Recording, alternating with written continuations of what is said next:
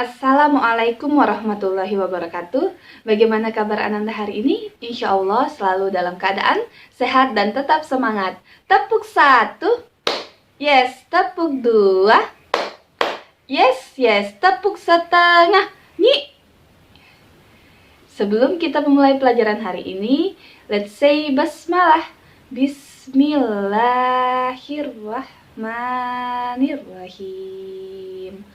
Baiklah, hari ini kita akan melanjutkan pembelajaran tentang idgham, yaitu yang idgham kedua, idgham bila gunnah. Mari kita lanjutkan pembelajaran hari ini.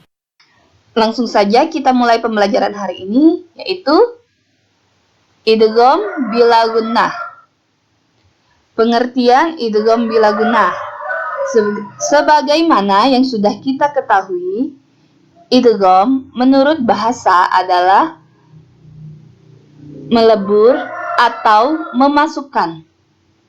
Sedangkan bila gunnah menurut bahasa adalah tidak berdengung, ya, berasal dari dua kata bila gunnah ini.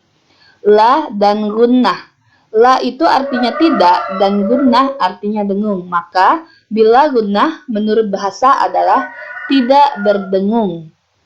Sementara idgham bila gunnah artinya adalah apabila nun sukun atau tanwin bertemu dengan salah satu huruf idgham bila gunnah.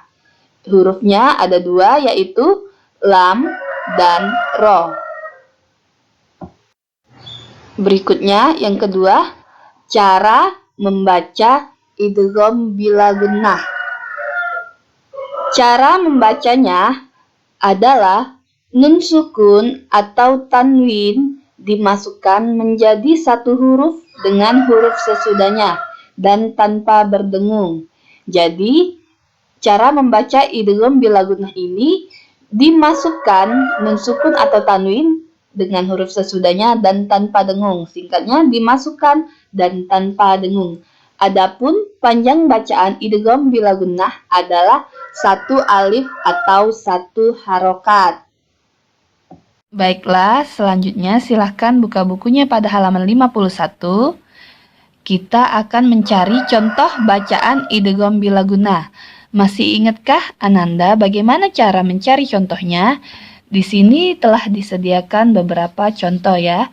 Jadi Ibu ulangi lagi, kalau huruf idgham bila gunnah itu ada dua, yaitu ro dan lam. Nah, bagaimana cara mencarinya? Pertama-tama kita harus mencari nun sukun atau tanwin. Nah, setelah itu baru kita lihat huruf sesudahnya.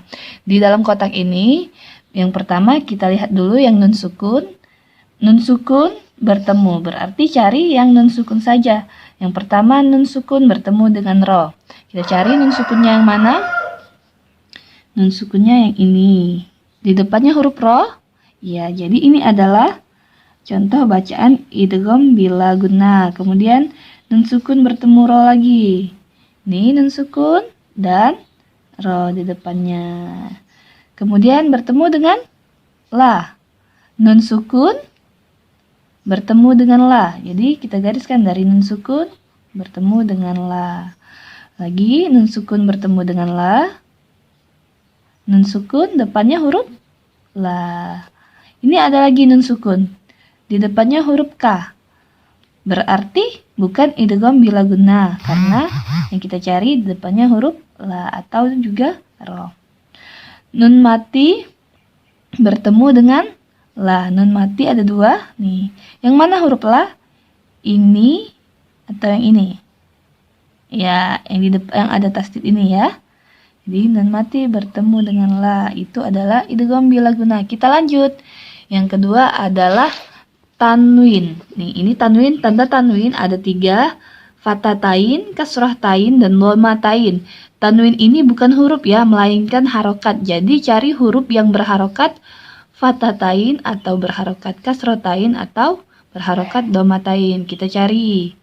Kemudian bertemu dengan ro yang pertama. Tanwin bertemu dengan ro.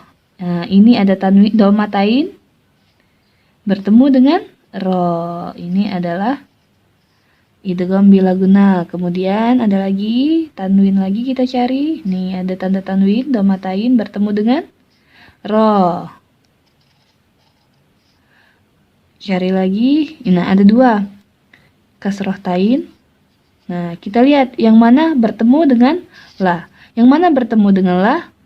Yang di tengah atau yang di akhir? Nah yang di akhir ini tidak ada huruf depannya ya, berarti ini bukan. Tentu yang ini bertemu dengan huruf la. Dan ada lagi tanwin, ada satu, dua lagi. Di akhir di depannya tidak ada huruf, jadi pasti bukan.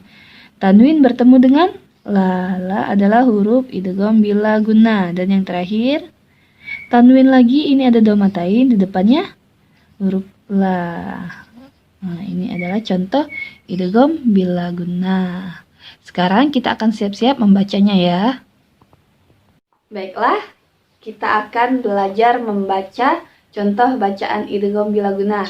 Silahkan Ananda ikuti di rumah ya, jangan tidak mengikuti. Bagaimana cara membacanya? Tadi kita telah belajar cara membaca idgham bila guna, yaitu dimasukkan dan tanpa dengung. Nah, jadi kalau idgham bila guna itu dimasukkan dan tanpa dengung bacaannya. Ibu tanya, masih ingat nggak kalau idgham biguna? Bagaimana cara membacanya? Ya, kalau idgham biguna dimasukkan dan dengan dengung. Kalau idgham bilaguna kebalikannya, tetap dimasukkan tapi tidak berdengung ya. Jadi panjang harokatnya satu alif atau satu harokat panjang bacaannya. Ya, kita lanjutkan saja. Kita mulai dulu dari nun sukun bertemu dengan huruf idgham bilaguna. Buka bukunya pada halaman 51. Kata yang pertama, kita lihat ada bertemu dengan huruf ro. Langsung bacanya dimasukkan dan tidak dengung ya. Mirrob bikum. Ulangi lagi. Mirrob bikum. Satu kali lagi. Mirrob bikum. Kita lanjutkan lagi. Yang kedua ada nun sukun bertemu dengan ro. Mirrob bihim. Mirrob bihim. Satu kali lagi. Sama-sama. Mirrob bihim. Kita lanjut. Yang ketiga, nun sukun bertemu dengan la. Malam. Sekali lagi. Malam. Sekali lagi. Malam. Nah, yang keempat, ada nun sukun bertemu dengan la lagi. Bertemu dengan huruf la.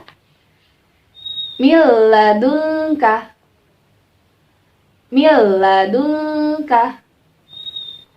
Satu kali lagi. Miladunka.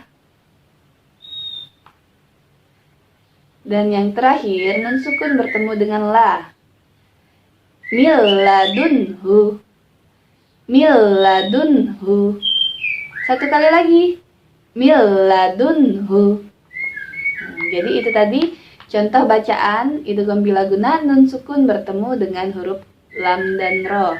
Kita lanjutkan sebelahnya. Sekarang tanwin. Harokat tanwin bertemu dengan huruf idgham bilaguna. Tetap dimasukkan dan tidak berdengung. Yang pertama, tanwin bertemu dengan ro. Ghafurur rahim.